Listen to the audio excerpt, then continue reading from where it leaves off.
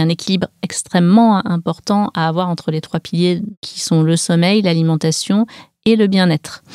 Et ces 3 piliers-là, ils sont vraiment à prendre en compte. Et souvent, quand on est parent, on a tendance à se dire il y a 2 piliers hyper importants, c'est l'alimentation et le sommeil pour la santé de mon enfant. Et je mise tout là-dessus. Sauf que si on n'a pas ce 3e pilier, et c'est aussi pour soi, si on n'a pas ce 3e pilier dans l'équilibre familial, en fait, c'est tout qui bascule.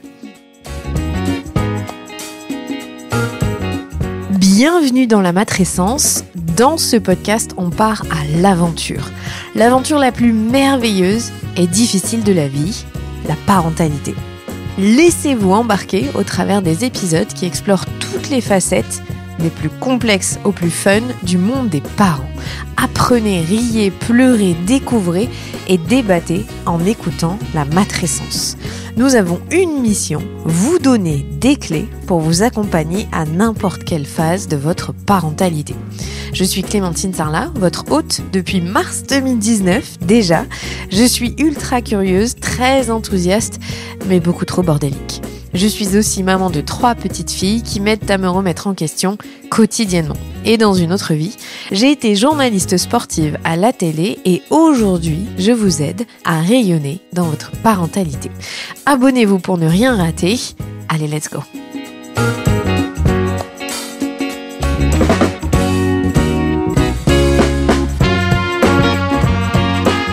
La dernière fois que j'ai réalisé une interview sur le sommeil, c'était il y a 4 ans et demi. Je n'avais jamais abordé à nouveau ce thème pourtant si crucial pour les parents. Le sommeil, qu'on se le dise, c'est le nerf de la guerre dans la parentalité. Des parents reposés seront plus à même à gérer leurs émotions et ceux de leurs enfants. Des enfants reposés apprendront dans de meilleures conditions, grandiront de manière plus sereine et auront moins d'épisodes de crise dus à leur fatigue. Bref, vous le savez aussi bien que moi, quand tout le monde dort, la vie est bien plus belle. Si vous vous êtes lancé dans l'écoute de cet épisode, c'est que potentiellement vous êtes concerné par ces problématiques.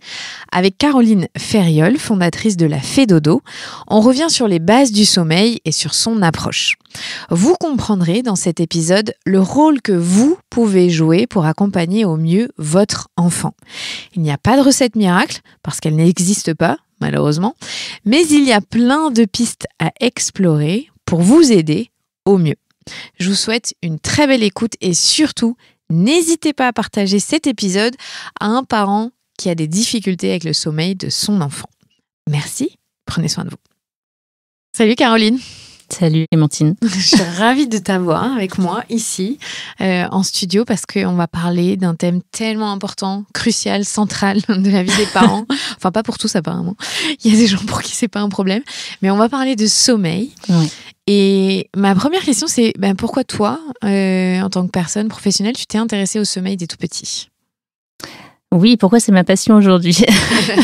Alors moi, ma passion à la base, c'est l'accompagnement des personnes, c'est le soutien. Moi, j'ai une formation de psychopédagogue de la relation. J'ai un master de sociologie, UFR psychologie, donc vraiment l'humain et en recherche et en accompagnement. Et puis quand j'ai eu ma fille, quand j'ai décidé de faire un enfant, en fait, je me suis dit, je veux vraiment pleinement m'investir dans ce rôle de mère et je vais arrêter de travailler 2 ans avant même d'être enceinte, et je veux prendre du temps pour être mère, pour faire plein d'enfants, pour me renseigner, etc.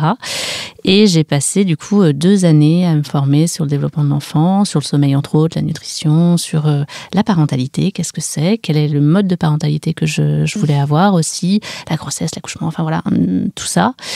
Et puis j'ai été enceinte. Ma grossesse a été assez difficile. Assez douloureuse même, avec des choses qui n'étaient pas comprises. J'ai fait un diabète gestationnel non détecté.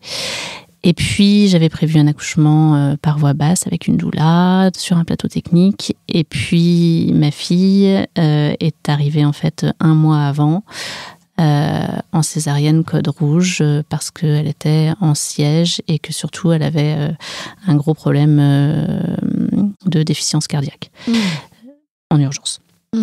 La césarienne a été violente, très violente. parce que très certainement urgente. Donc, bon, voilà. Et du coup, j'ai été projetée dans ma maternité, à la fois avec une forme de traumatisme, mais aussi avec la découverte que même après 2 années à avoir travaillé sur comment je serais cette future mère, même à avoir travaillé pendant des années avec les enfants, parce que je suis passionnée par beaucoup de choses, et donc j'ai fait beaucoup d'études, j'ai pas fait que ça, j'ai fait beaucoup de formations, et j'ai payé tout l'ensemble de mes formations en étant nounou. Donc j'ai beaucoup été au contact des bébés, et j'étais censée être une future mère au top du top, quoi. je sais tout faire, en plus je me suis formée, enfin normalement je suis au top. Et en fait, dès la naissance de ma fille, en dehors même du traumatisme, eh bien le poids et la responsabilité de ce nouveau rôle de mère m'est tombée dessus, vraiment. Comme l'image de 3 énormes camions qui me roulent dessus, avec une forme de quelque chose d'assez insurmontable. Et c'est ce qu'on appelle le regret maternel. Maintenant, il y a des mots posés là-dessus. Il n'y en avait pas à l'époque, c'était il y a 6 ans. Et donc, ça, c'est la première chose. Et la deuxième chose, c'est que ma fille, en fait, s'est mise à hurler nuit et jour à partir de ses 15 jours de vie, sans aucun temps de pause, avec aucun temps d'éveil calme. Et puis, c'était pas des petits chouinements, c'était hurlements en non-stop. Et j'ai fait le tour d'énormément de professionnels. J'étais censée avoir un bagage. Je ne savais pas quoi faire pour ma fille. Donc, j'ai vu des médecins, des pédiatres, la PMI, des ostéopathes. Et puis, j'ai commencé à me tourner vers plein d'autres choses pour essayer de trouver ce qui se passait, sans succès pour personne. Un médecin de la PMI l'a mise sous Inexium pour RGO interne, ce qui n'a rien changé. Pendant 1 mois. Et puis, à ces 4 mois, j'ai fait la rencontre d'un ostéopathe qui m'a dit, là, votre fille, elle a des sacrées tensions. Sauf que j'avais vu 4 ostéopathes avant qui ne l'avaient même pas manipulée. Et il m'a dit, non, mais elle a vraiment des tensions. Le fait d'être en siège, d'avoir eu la double circulaire, etc., plus la césarienne. Et elle est bloquée, en fait. Donc, c'est pour ça qu'elle a du mal à téter, c'est pour ça qu'elle hurle sans cesse et que c'est difficile. Il l'a manipulée et 1 mois après, enfin, pas 1 mois après, le jour même, immédiatement, elle a changé, ma fille. Et 1 mois après, il l'a revue et elle a commencé à avoir des temps d'éveil calme. Et à partir du moment où elle a été mieux, j'ai pu me rendre compte qu'elle avait des troubles du sommeil. Parce que j'avais un bagage sur le sommeil et sur le fait que de quoi avaient besoin les enfants pour se sentir bien. Et là, je me suis dit, ok, là, ça va pas. En fait, elle va mieux, mais elle dort toujours pas. Et à l'époque, se présentaient à moi uniquement 2 voies pour la question du sommeil. Moi, j'avais un gros bagage sur savoir que ça n'allait pas, mais je savais pas comment faire pour que ça aille mieux. Et les 2 voies qui m'étaient proposées, souvent par les médecins ou les réseaux, etc., les livres, j'ai lu tout ce qui se trouvait sur le sommeil à l'époque. Je crois que c'était 7 livres sur le sommeil. C'était soit un bébé, ça dort pas, c'est normal. Et moi, je savais que c'était pas vrai. Et qu'elle avait besoin de dormir. Et moi aussi, d'ailleurs. Et la deuxième, c'était laisse-la pleurer seule dans sa chambre. Et puis, elle finira bien par dormir. Et ça, pour moi, c'était pas du tout envisageable non plus. Et du coup, à ces 6 mois, j'ai fait appel à une consultante en sommeil qui s'était formée aux États-Unis, qui avait travaillé en Angleterre, je crois, et qui était une des premières en France à ce moment-là. Et dans mon cas spécifique, mais parce qu'il y avait déjà une hygiène de sommeil importante, vu que j'avais beaucoup d'informations de base, dans notre cas à nous, eh bien, ma fille, dès le premier soir, alors qu'on la surnommait la nightclubeuse, et qu'elle faisait des insomnies toute la nuit, etc., qu'elle faisait que des siestes de 30 minutes, dès le premier soir, elle a dormi toute la nuit. Dès le premier soir, une nuit complète. Et le lendemain, quand je l'ai posée dans son lit pour les siestes, elle m'a regardée, elle a tourné la tête, elle s'est endormie, elle a dormi 3 heures. Et en fait, elle s'est mise à faire que des siestes de 2-3 heures. Et en fait, ma fille était une grosse dormeuse parce qu'elle est hypersensible et voilà. Les chiens font pas des chats. Mais et donc, à partir de ce moment-là, en fait, ma fille a commencé à dormir extrêmement bien. Et moi, j'ai découvert vraiment mon enfant, en fait. Elle s'est mise à sourire, elle s'est mise à manger correctement, elle s'est mise à interagir, j'ai pu découvrir ma parentalité, mon enfant, et j'ai pu me rendre compte à quel point, oui, le sommeil, c'est extrêmement important.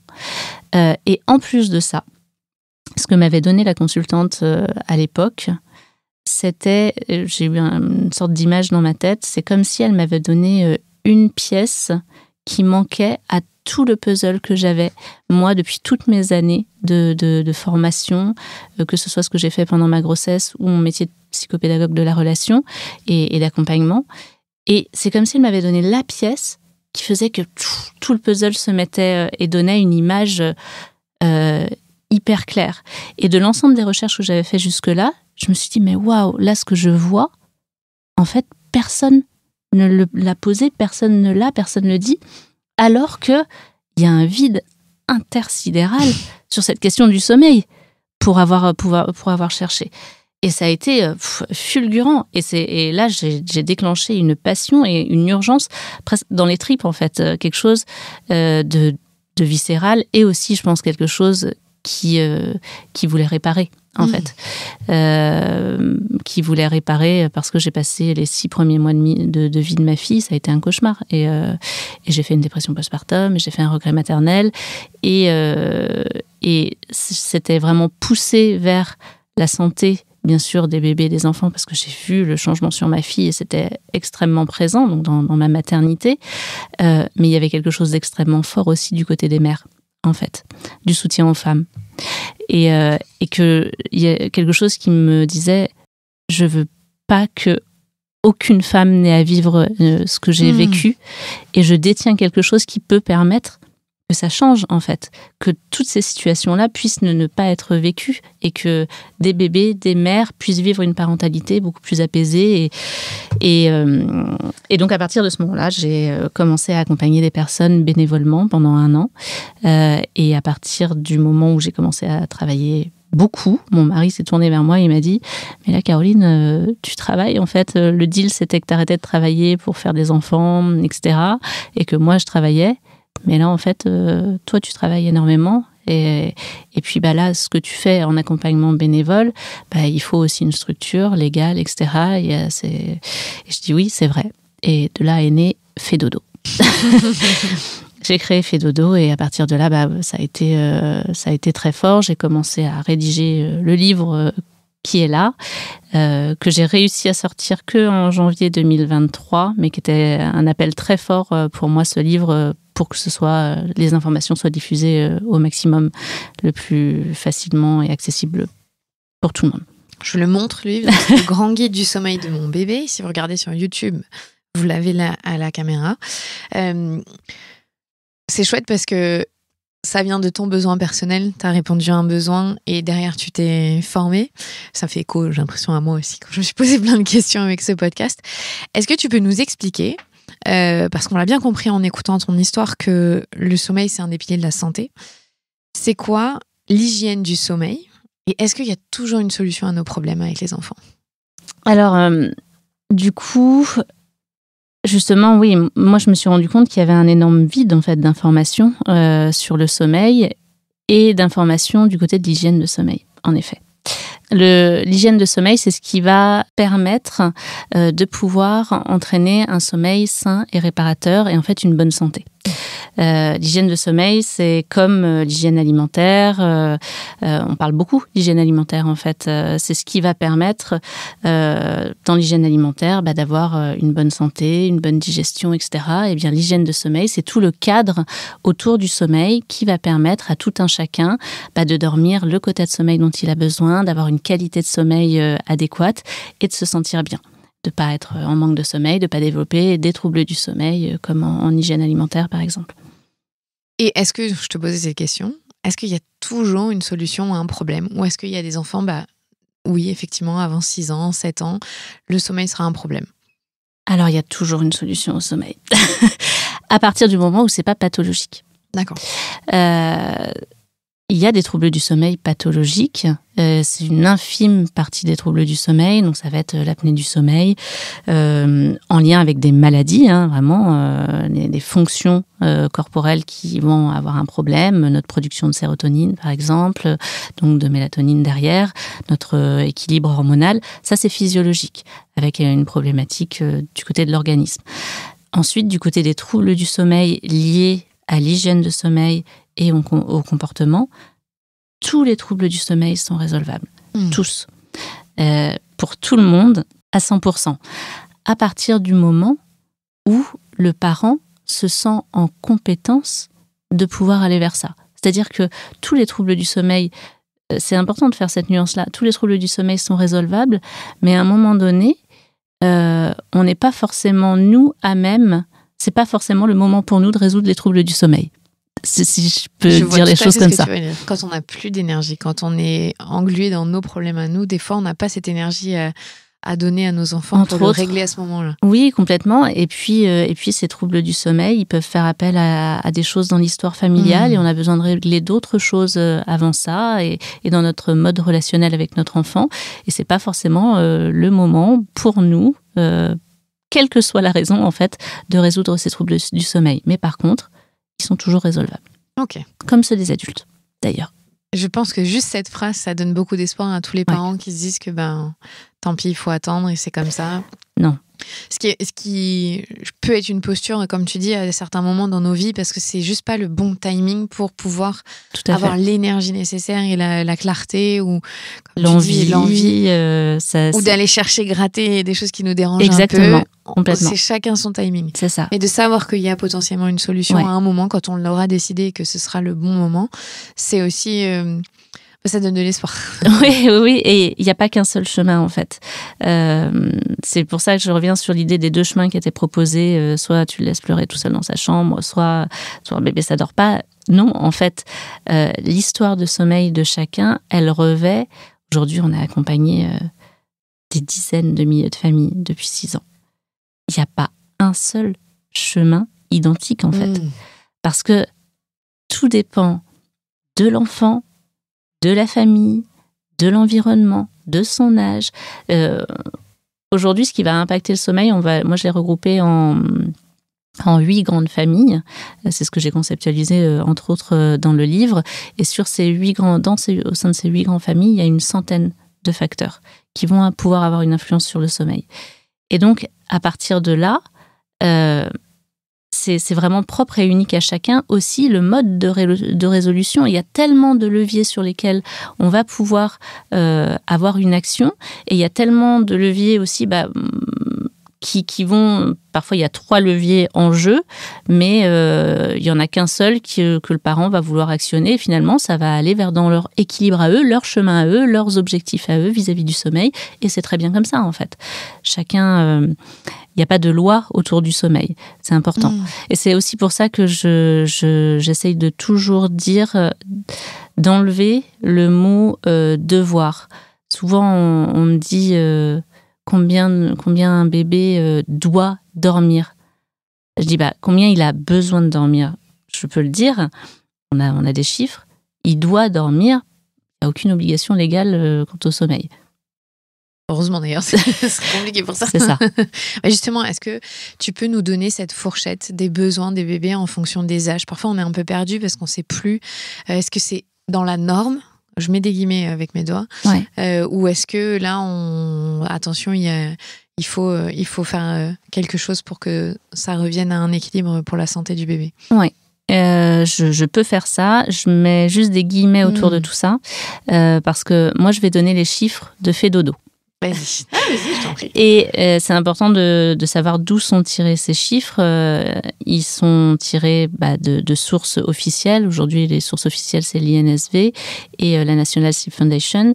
Mais nous, on s'est écarté des chiffres de la National Sleep Foundation parce qu'ils ont été remis à jour récemment.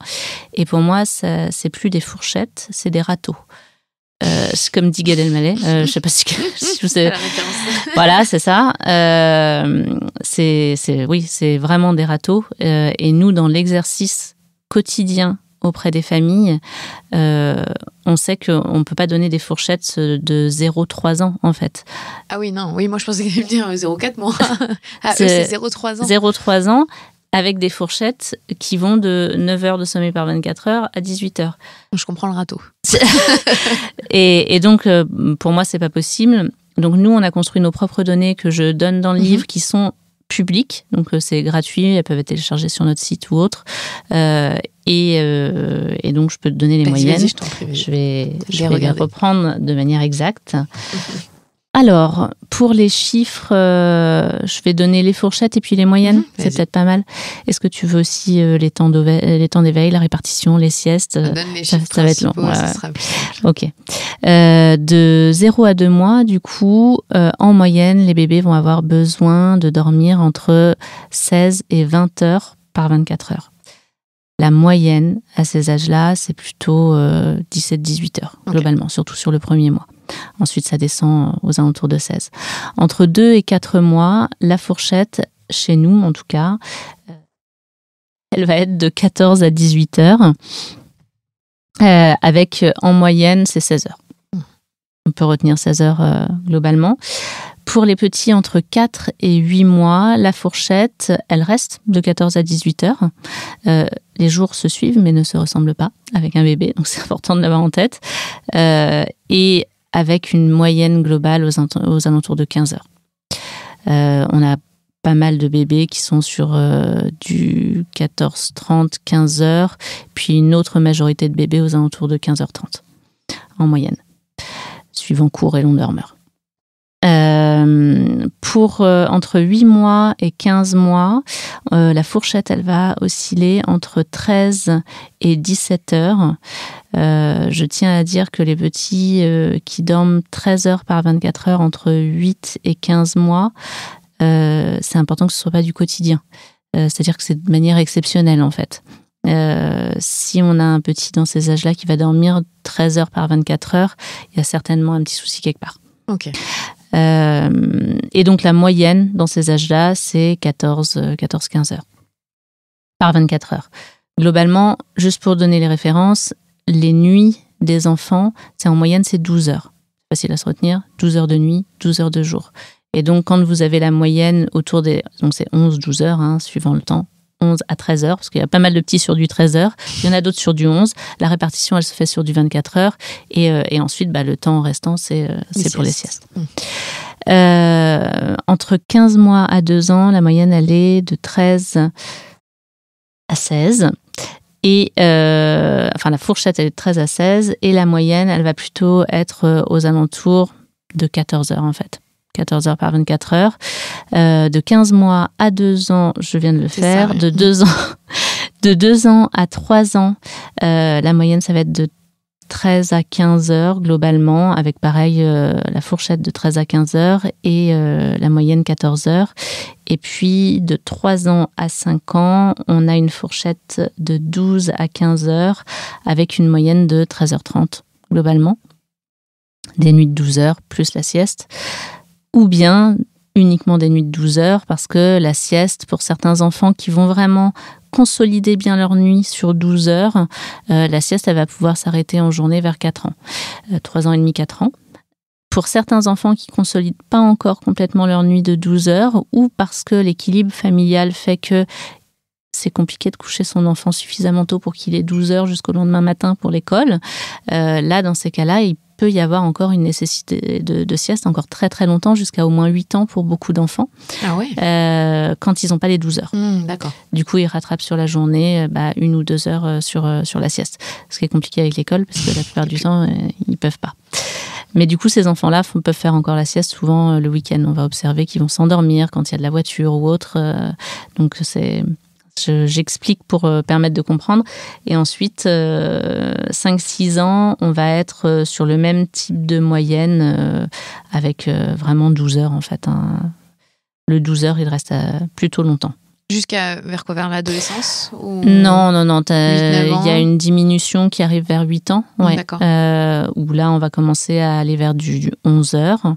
Il y a certains enfants qui vont vraiment rester très longtemps sur du 11 heures. Il y en a d'autres qui vont diminuer plus sur du 10 heures vers vers 10-11 ans, quelque chose comme ça. Mais vraiment pas tous. Et puis ensuite, tranquillement, on réduit. Souvent, à l'adolescence, on prend une grosse claque parce que les rythmes au moment de l'adolescence changent. Et la problématique, c'est que normalement, on devrait s'endormir plus tard et se lever plus tard. Et là, c'est un moment où, du coup, comme les rythmes scolaires ne sont pas adaptés aux adolescents, c'est compliqué pour on les perd ados. énormément de sommeil. Et puis, pour les adultes, c'est 7-8 heures, sachant qu'il y a quand même beaucoup d'adultes qui sont sur du 9 heures, 9h30 même. Et en dessous de 7 heures, on va vraiment être sur des courts dormeurs, mais de manière très rare quand même. En dessous de 7 heures, c'est que probablement il y a soit un manque de sommeil dû à l'hygiène de sommeil, soit un trouble du sommeil. Vous avez des enfants tout petits qui vous réveillent. C'est ça. Oui, c'est possible aussi. Mais il ne faut pas que ça dure, en fait. C'est ça. Oui. Ce n'est pas la norme pour les adultes. Ouais. Ok, déjà, on a une bonne fourchette. On a une bonne compréhension de ce qui est bon pour leur santé, en fait. Parce que là, quand tu donnes des fourchettes, c'est pas pour dire faut que ça rentre dans des cases. C'est que c'est ce qui fait qu'ils se régénèrent, qu'ils ont une capacité d'apprendre, qu'ils sont plus calmes, qu'ils mangent bien. Enfin, voilà, ça va avec tout ça, évidemment. Donc, elles sont importantes. Ils sont importants, ces chiffres, même si ça peut faire peur aux parents, culpabiliser. Mais ce que tu dis, c'est que du coup, ça nous met la puce à l'oreille. Exactement. Pour pouvoir aller après chercher la problématique. Exactement. Ils sont surtout pas faits pour en faire une prison non plus, parce que je vois certains parents qui s'enferment chez eux et là-dedans avec je ne bouge plus de chez moi pour que mon enfant puisse dormir et faire toutes les siestes, etc. Et qui du coup dépriment. Il y a un équilibre extrêmement important à avoir entre les 3 piliers dont je te parlais hors interview, qui sont le sommeil, l'alimentation et le bien-être. Et ces 3 piliers-là, ils sont vraiment à prendre en compte. Et souvent, quand on est parent, on a tendance à se dire il y a 2 piliers hyper importants, c'est l'alimentation et le sommeil pour la santé de mon enfant. Et je mise tout là-dessus. Sauf que si on n'a pas ce 3e pilier, et c'est aussi pour soi, si on n'a pas ce 3e pilier dans l'équilibre familial, en fait, c'est tout qui bascule. Donc, bien sûr, le sommeil, c'est extrêmement important. C'est pas moi qui vais dire le contraire. Et c'est le seul moment où on grandit, c'est le seul moment où on régénère ses cellules. C'est ce qui va permettre de faire le tri dans les neurones. Donc, au niveau du cerveau, avant 3 ans, c'est extrêmement important, mais c'est pas une prison non plus. Et les petits êtres humains sont pas des robots. C'est chaque jour change, évolue. Et en plus, le sommeil, il est impacté par énormément de choses. Donc, y a des jours où on va dormir un peu moins, d'autres où on va dormir plus. C'est de l'équilibre. Mais en effet, si je vois que tout le temps, mon bébé fait des siestes de 30 minutes, n'est pas dans les quotas, qu'il se réveille toute la nuit, qu'il fait de l'insomnie, que les endormissements sont compliqués, que, en fait, le meilleur indicateur qu'il y a un problème, qu'il y a un manque de sommeil ou qu'il y a un trouble du sommeil, c'est pas les difficultés à l'endormissement ou autre, mais bien sûr ça en fait partie, mais le meilleur indicateur, c'est comment votre enfant se réveille de la sieste. Est-ce qu'il se réveille en pleurant ou pas? Comment il se réveille le matin? Et comment il se réveille dans la nuit s'il fait des réveils nocturnes? Si quand il se réveille, c'est en pleurs, c'est qu'il y a un manque de sommeil et un trouble du sommeil. C'est aussi simple que ça. Et qu'il y a quelque chose là, dans sa relation au sommeil, qui ne va pas. C'est le meilleur indicateur qui soit. Donc, on ne pourrait même pas penser aux chiffres.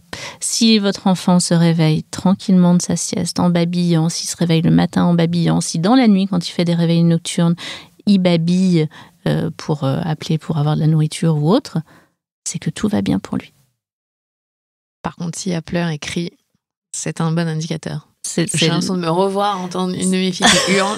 Les autres, non, il y en avait une, c'est clair, qui l'indicateur, l'indicateur et c'est dur, on se fait réveiller par des hurlements et par un stress qui est... Nous aussi, on le ressent du coup.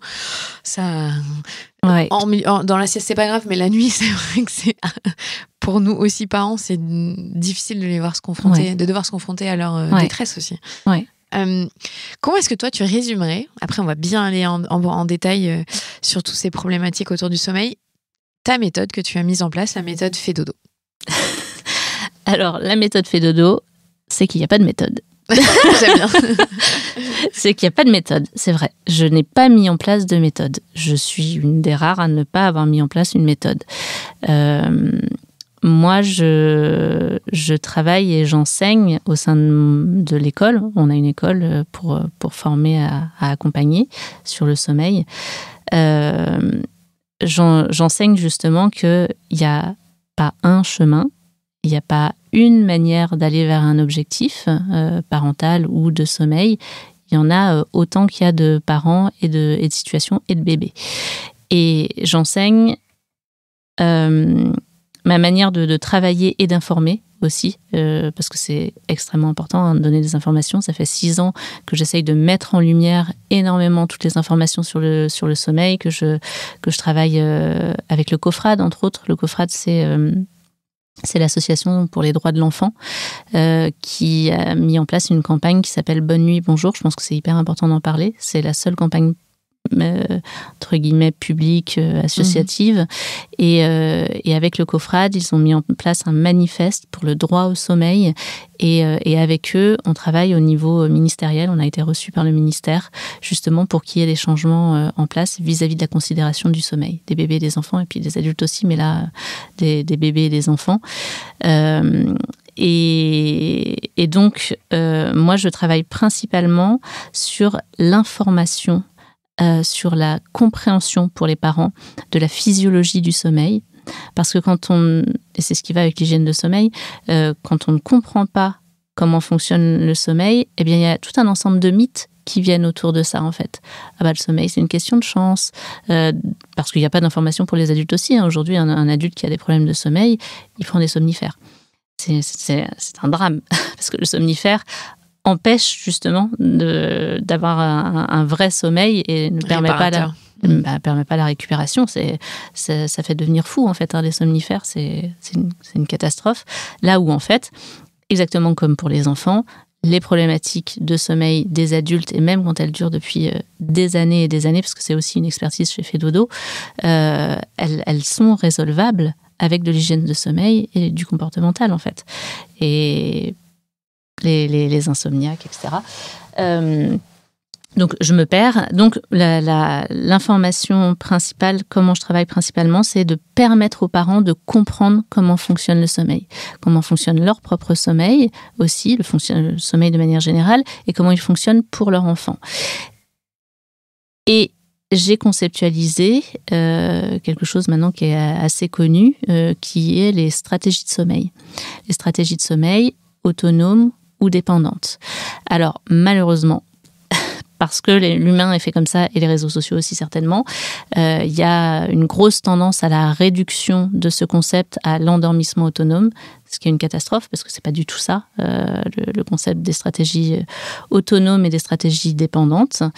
Et j'ai mis en lumière cette compréhension du sommeil, le mécanisme du cerveau, en fait, tout simplement, qui va permettre aux parents de vraiment comprendre ce qui se passe dans la relation avec leur enfant, dans le comportement.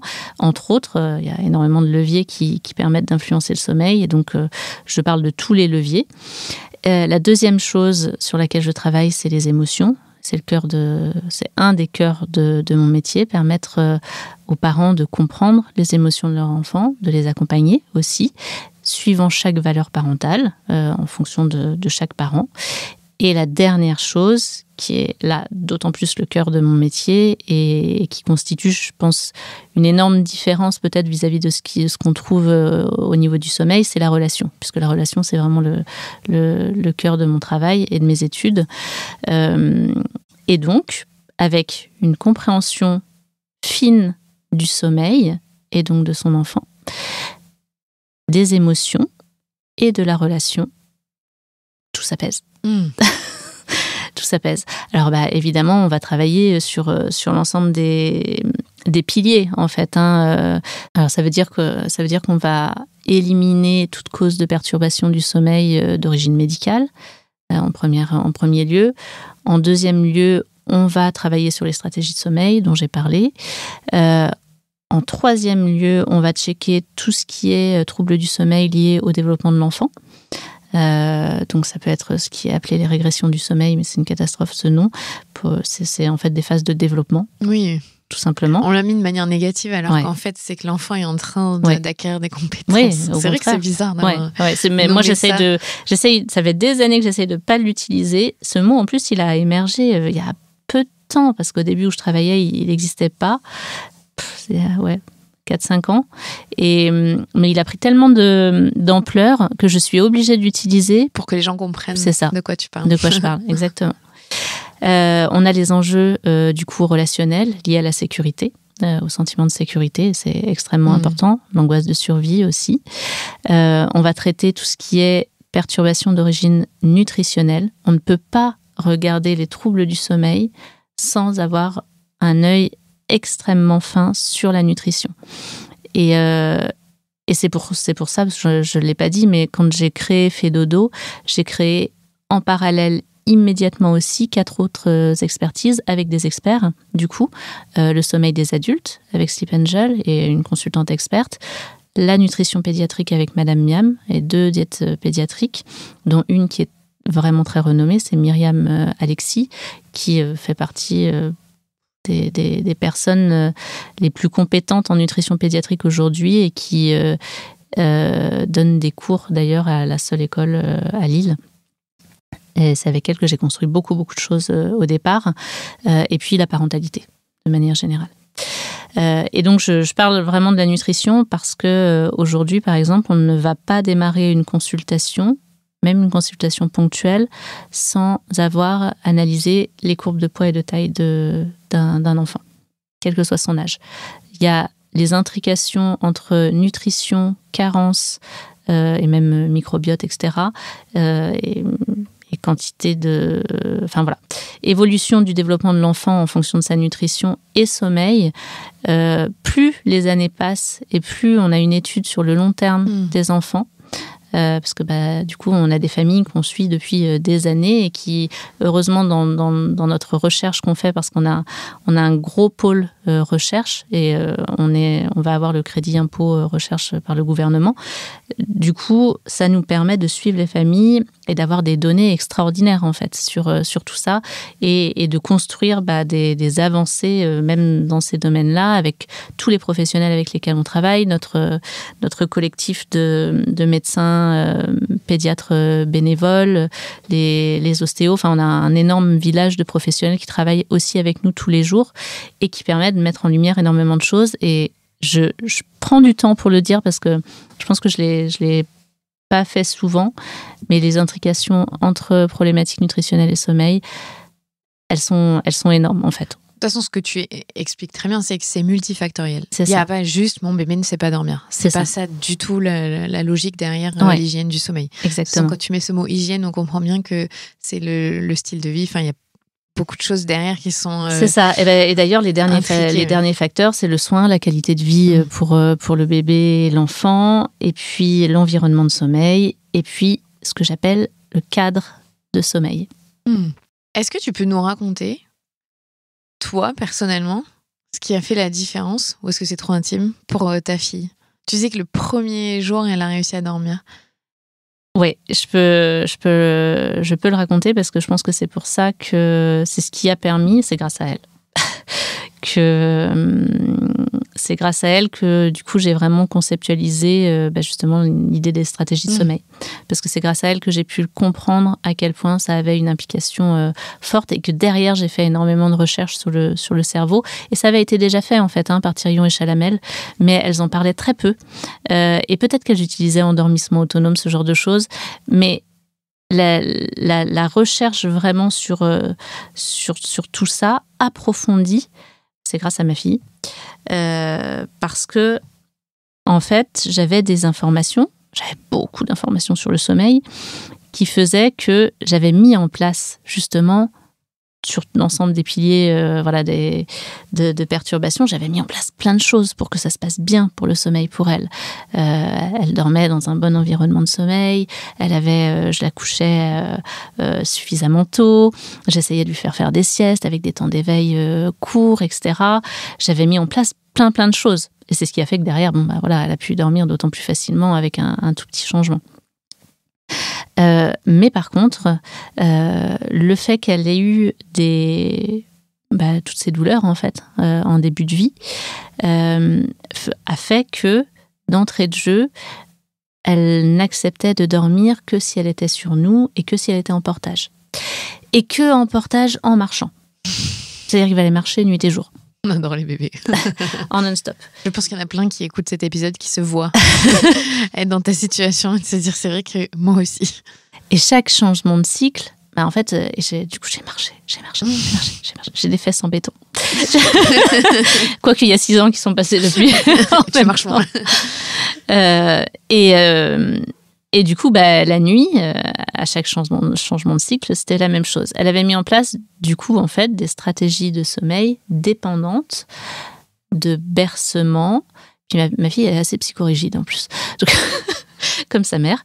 C'est ça qui est extraordinaire. Les stratégies de sommeil, c'est vraiment quelque chose qu'on a absolument tous. Peut-être qu'il faut que j'explique. Vas-y, c'est un mécanisme du cerveau. Hein.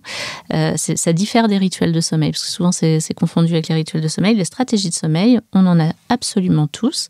C'est ce qui va nous permettre en fait de nous endormir la nuit et de nous rendormir de manière inconsciente la nuit. Le soir, donc ça peut être par exemple, vous vous couchez sur le côté, puis vous mettez votre main comme ça, la fenêtre ouverte, il faut que la couette remonte bien là, et puis des chaussettes aux pieds, par exemple. Ça, c'est votre stratégie de sommeil. Et ça veut dire que dans la nuit, quand vous allez faire vos changements de cycle, ça, faut connaître les trains de sommeil, etc., eh bien, de manière inconsciente, vous allez, vous repositionner sur le côté, la main comme ça. Si vous faites un changement de cycle où vous vous réveillez vraiment, parce que ça peut arriver, eh bien, de la même manière, si vous faites attention, vous vous remettrez exactement dans cette position-là. Et après, les stratégies de sommeil, heureusement, c'est pas aussi basique, c'est extrêmement complexe. Le cerveau humain, il est très complexe, c'est une chance. Mais on peut en avoir plusieurs, différentes. On peut en mettre une pour la nuit, une pour le soir, une pour les siestes, une pour se rendormir aussi. Moi, par exemple, ma stratégie de sommeil pour les siestes, c'est dans mon canapé, sur le côté, tandis que le soir, c'est sur le ventre, dans un coin de l'oreiller. Et on a tous la possibilité de mettre vis-à-vis de notre expérience de sommeil, de tous les jours en fait, on met en place une relation au sommeil et à nos stratégies de sommeil. Le problème, c'est que comme c'est pas enseigné aux enfants, c'est pas enseigné aux adultes, on fait tout ça de manière complètement inconsciente. Et de cette manière-là, je vais prendre un exemple classique qui va parler à tout le monde. De cette manière-là, on va avoir aujourd'hui énormément d'adultes, beaucoup de femmes notamment, qui vont passer une grande partie de leur nuit à se relever à chaque changement de cycle, ou presque, pour aller faire pipi, 3 gouttes. Et qui vont se recoucher parce qu'elles ont mis en place, dans leur stratégie de sommeil, le fait que, d'ailleurs, au moment du coucher, souvent elles vont aussi le faire, au moment du coucher, si elles ont par exemple un petit peu de mal à s'endormir, elles vont se relever, elles vont faire pipi 3 gouttes, elles reviennent, j'essaye de m'endormir, j'y arrive pas, je vais refaire, et jusqu'à ce que le sommeil vienne. Et en fait, le cerveau a simplement mis en place, en tête, que pour effectuer un changement de cycle, il faut faire pipi, faire le geste d'aller aux toilettes et faire pipi pour se rendormir. Et donc, de cette manière-là, on a des personnes qui s'empêchent de boire à partir de 18h pour surtout pas passer toute la nuit à faire pipi, etc. Bien sûr, ça a une influence d'autant plus. Si la vessie est pleine, ça va réveiller la personne d'autant plus. Mais c'est pas ça, en fait, qui fait tout. Si ces personnes-là, elles trouvent le courage, et il faut être courageux, parce que cette histoire de pipi est très, très, très forte dans la tête. Mais les stratégies de sommeil sont très, très, très ancrées. Si elles trouvent le courage de se dire, OK, ce soir, quoi qu'il se passe, même si je mets 3 heures à m'endormir, je ne me relève pas pour aller faire pipi. Eh bien, d'une part, dès le premier soir, elles vont dormir beaucoup plus. Peut-être qu'il va y avoir un petit réveil dans la nuit, parce que bon... Et si, durant ce réveil dans la nuit, même si elles ont l'impression que leur vessie va exploser, elles se disent « mais même si je ne me rendors pas jusqu'au matin, je reste dans mon lit, je ne vais pas faire pipi », dès le lendemain, elles font plus jamais pipi. De toute la nuit, elles feront des nuits complètes. En 24 heures, chez un adulte, ça change. Ouais. Et chez un enfant, pareil ? Ça peut être en 24 heures aussi. Quand tu parles de ça, ça me fait penser à quel point on sait que ça peut être très difficile pour les femmes enceintes de dormir, parce qu'en fait, si elles ont l'habitude de dormir sur le ventre, d'avoir ces stratégies-là, et que d'un coup, elles ont du ventre, c'est un enfer pour elles, au final, d'être devoir réadapter leur façon de dormir, au final. Et la position de sommeil, ça a encore plus d'influence dans les stratégies de sommeil. Et pour moi qui dors sur le ventre, bah oui, toutes les femmes qui dorment sur le ventre, enceintes, c'est un cauchemar. Et avec une césarienne derrière où on ne peut pas même après continuer à dormir sur le ventre, mais malgré tout, ce qui est important à dire, c'est que malgré tout, les femmes enceintes, elles arrivent à dormir. Oui, bien on sûr. peut changer. Mais c'est qu'il faut changer, il faut avoir cette conscience de dire bon, bah maintenant. Ouais. Et sommeil, et pas se mettre à stresser aussi, parce qu'il y a beaucoup de personnes qui vont se dire tiens, j'arrive pas à dormir ailleurs que chez moi. Ben oui, simplement parce que les stratégies de sommeil, elles sont en lien avec leur environnement chez ces personnes-là. Elles ont mis ça en place. Mais il suffit juste qu'elles se disent ok, là, je souhaiterais avoir plus de largesse pour dormir mieux ailleurs. Eh bien, je vais m'obliger à aller plus souvent dormir ailleurs, à faire moins tous mes petits trucs juste avant mon coucher, à réduire un peu mes stratégies. Oui, sur quelques jours, peut-être même sur un mois, parce que le changement vraiment complet, c'est plutôt sur un mois dans le cerveau. Je vais un peu moins bien dormir, je vais avoir un peu plus de mal à m'endormir. Mais si elles ont conscience de ça, elles vont pas être en train de stresser et de se dire « je sais pas pourquoi, j'arrive pas à m'endormir ». Et c'est le stress qui, derrière, augmente le cortisol, qui va être confronté à la mélatonine, c'est toute l'hormone éveil-sommeil, et qui fait que ces personnes-là, elles n'arrivent pas à dormir. Et donc, si je reviens aux enfants, en fait, les stratégies de sommeil, on les développe dès la vie intra-utérine. Le sommeil, c'est une fonction innée. Donc, c'est comme digérer, c'est comme manger, c'est pour ça que je remettais l'hygiène alimentaire, l'hygiène de sommeil, c'est une fonction innée. On sait dormir de base. Et en vie intra-utérine, on commence à dormir vers 20 semaines de vie intra-utérine. Donc, ça veut dire que à l'intérieur, on développe des stratégies de sommeil. Pour certains bébés, c'est même déjà sucer son pouce. C'est une sensation sur le haut de la tête pour beaucoup d'enfants. C'est être contenu. C'est ressentir des bercements. Maman marche aussi, probablement. D'ailleurs, il y a beaucoup de bébés qui quand maman marche plus, c'est-à-dire qu'elle dort la nuit, c'est les moments d'éveil. Oui, parce que c'est... Il n'y a plus de bercement. Il n'y a plus de bercement, forcément. Les problèmes, ils commencent là. Sachez, si vous nous entendez que vous êtes enceinte et que bébé tambourine toute la nuit, vous savez que probablement ces stratégies de sommeil sont très en lien avec les bercements. Lui a mis ça en place. Mais chacun va mettre les choses en place à sa manière, en fait. Et la grosse problématique, c'est que au sortir de la vie utérine, en vie extra-utérine, dès les premiers instants, parce que le sommeil, on l'a vu ensemble, ça peut être 20 heures par 24 heures dès la sortie, eh bien, bébé se retrouve avec la perte totale de ses stratégies de sommeil. Et c'est comme si demain, on vous disait, désormais, tu dors dans la piscine. Dans une piscine. Parce que lui, il dormait dans une piscine, c'est l'inversement. Ah ouais, mais alors attendez, mon oreiller, ma couette, il fait froid, j'entends des bruits, c'est plus du tout mon environnement habituel en fait. Je peux pas me contenir par moi-même, je peux pas me mettre un truc là, j'ai plus la motricité pour pouvoir accéder à mon pouce pour éventuellement de la succion, ça berce plus, et on va avoir du coup des bébés qui vont se mettre à hurler aussi, avec des grosses difficultés de sommeil dès d'entrée de jeu, et puis le parent va se rendre compte que quand je le berce, ça va mieux, il arrête de pleurer, et au passage, il s'endort. Ah tiens, c'est super. Et puis bébé va s'en rendre compte aussi. Il va se dire, tiens, quand lui il fait ça, ça marche, comme avant, je dors bien. Donc lui va remettre en place et il va créer à chaque heure et chaque jour de sa nouvelle vie extra-utérine des nouvelles stratégies de sommeil. Mais à un moment donné, il y a beaucoup de parents qui n'ont plus du tout envie de bercer bébé pour qu'ils s'endorment, en fait. Et c'est souvent là que arrivent la plupart des comment je vais appeler ça ? Des frictions. Des frictions. Dans chacun. C'est ça. Tout comme bébé qui s'endort au sein ou autre. Et quand le parent n'a pas conscience de ça, n'est pas au courant de ça, de ce qu'il met en place avec son enfant au début de sa vie, vis-à-vis des stratégies de sommeil en relation avec lui, et que le bébé il en a encore moins conscience, globalement, ça fait des incompréhensions énorme, en fait, avec des bébés qui hurlent « mais berce-moi !» et qui vont hurler à chaque changement de cycle « mais berce-moi, je veux continuer à dormir. Oui, j'aime dormir. » Mais en fait, la stratégie de sommeil que tu me fais depuis le début, c'est me bercer. Donc moi, j'en ai besoin tout le temps. C'est normal, en fait. Comme toi, tu as besoin de ton oreiller, de ta position pour dormir. C'est la même chose pour moi. Et cette implication des stratégies de sommeil autonomes et dépendantes dans le champ, je dirais, scientifique sur le sommeil, toutes les lectures qu'on va avoir, dans le champ même de l'accompagnement, c'est très peu présent. Le fait de pouvoir donner cette information-là aux parents. Et moi, je m'en suis rendu compte du coup avec ma fille, si on revient à l'histoire, c'est-à-dire que ma fille avait ces stratégies de sommeil-là, elle en avait au sein aussi, elle avait des stratégies un petit peu multiples, mais c'était principalement ça, puis elle en avait en portage et avec du squat aussi. Et ça veut dire qu'à chaque changement de cycle, toutes les 30 minutes pour les siestes, il fallait marcher, faire des squats ou la remettre au sein, sinon elle ne se rendormait pas. Et puis elle hurlait, parce qu'elle hurlait de fatigue. Mais j'en ai marre d'être réveillée sans cesse. Pourquoi tu ne me gardes pas non-stop au sein toute la nuit ou non-stop pendant la sieste au sein?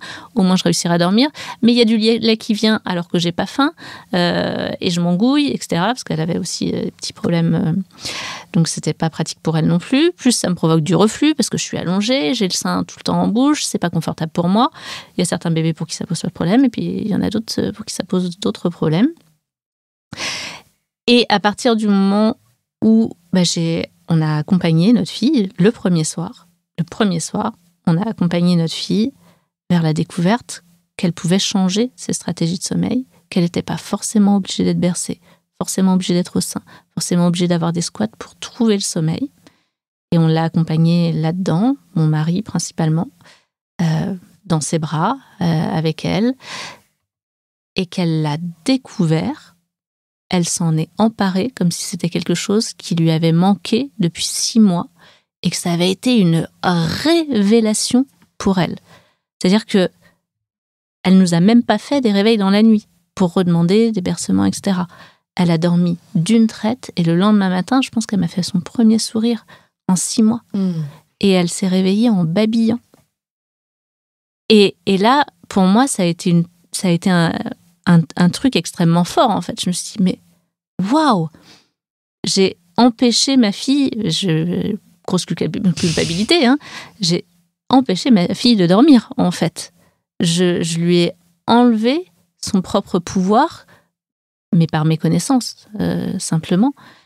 Et c'est là, et c'est pour ça que, pour moi, ça a été une révélation et que j'ai fait énormément de recherches sur ce sujet-là derrière. Parce que si on m'avait dit ça à sa naissance, j'aurais pu faire mes propres choix, en fait. Mes propres choix avec elle dans la relation. J'aurais pu savoir pourquoi elle se réveillait en hurlant, me dire, est-ce que je préfère mettre en place avec elle des stratégies de sommeil autonomes ou est-ce que les stratégies de sommeil dépendantes qu'on met en place ensemble, ça me va, mais je suis consciente de ce qui se fait, je suis consciente de pourquoi, et du coup j'évite les hurlements parce que je sais de quoi elle a besoin. Et je mets en place une relation sereine, en fait, de sommeil avec elle, quelle qu'elle soit. Et puis, je prends conscience, si j'ai besoin d'aller vers du changement, que ça va être un petit peu difficile pour elle, c'est normal, mais que c'est notre équilibre à ce moment-là. Et c'est pour ça que moi, je dis aux familles, la seule chose qui est importante, c'est de comprendre, en fait. Et après, chacun son chemin. En fait, là, ce que tu expliques, c'est que dans ce paradigme que tu as changé, en fait, vous avez changé avec ton mari votre vision de ce que c'était son sommeil à elle. Ouais. Vous l'avez accompagné. J'essaie de me représenter pour un bébé de 6 mois. Ouais. C'est pas toi qui as fait le coucher ce soir-là, c'est ton mari. Alors, il y a eu beaucoup de discussions, vous avez beaucoup verbalisé pour lui expliquer. J'ai fait le coucher, donc je l'allaitais à l'époque. J'ai fait un rituel de sommeil, son rituel habituel, le bain, etc. Puis tranquillement dans la chambre, je l'ai allaitée. Et puis souvent, elle cherchait à s'endormir au sein précédemment. Sauf qu'en fait, dès qu'elle s'endormait, elle se réveillait en sursaut, ou que je la posais, elle se réveillait en sursaut, et on passait des heures et des heures. On a tous connu ces trucs-là. Et elle hurlait, parce que la mienne, c'était vraiment du on-off, et elle hurlait, donc je remettais au sein, et puis même au sein, elle commençait à se débattre, elle me repoussait, elle voulait, elle savait, elle-même, c'était inconfortable. Pour nous deux, en fait. On était vraiment inconfortables toutes les deux. Et donc là, je l'ai allaitée pour qu'elle mange, vraiment, puis J'ai arrêté, on a fait un row, etc. On a fait un gros câlin. Je lui ai dit, je t'aime fort, ma chérie. Là, je te pose dans le lit. Et quand je l'ai posé dans le lit, elle a dit, mais enfin quoi, c'est quoi l'idée là? Non, moi je m'endors au sein habituellement, même si c'est inconfortable pour moi. Il n'y a que ça que je connais, en fait. Et moi, j'ai dit à mon mari, je te laisse l'accompagner parce que pour moi, c'est difficile. Pour moi, à l'époque, c'était même dans les bras, c'était très difficile qu'elle pleure. Et j'avais tellement l'habitude qu'elle hurle dans les bras sans qu'on sache pourquoi. Elle était inconsolable, même avec nous. Alors ça, c'était avant ces 4 mois, parce qu'après de 4 à 5 mois, ça avait changé, elle était plus douloureuse. Et donc, c'est mon mari qui l'a pris dans ses bras et qui lui a dit « Tout va bien, ma chérie, tu vas réussir à t'endormir. Papa est là, tu peux t'apaiser. » Là, on te dirige vers autre chose. Tu ne vas pas t'endormir au sein. Tu ne vas pas t'endormir en étant bercé. Là, je ne vais pas faire des squats et des bercements. Je ne vais pas mettre le truc de portage. Mais papa, il est là. Papa, il t'accompagne. Je suis avec toi. Il a fait beaucoup de respiration profonde. Et c'est ce qui a... Si on doit parler d'une méthode... c'est grâce à lui. En fait, c'est lui qui a fait dodo. Il a fait énormément de respiration profonde et c'est ce qui m'a beaucoup inspirée dans l'accompagnement. Ça fait partie des choses que j'enseigne énormément aux parents dans l'accompagnement, les respirations profondes, parce que derrière, j'ai fait des recherches.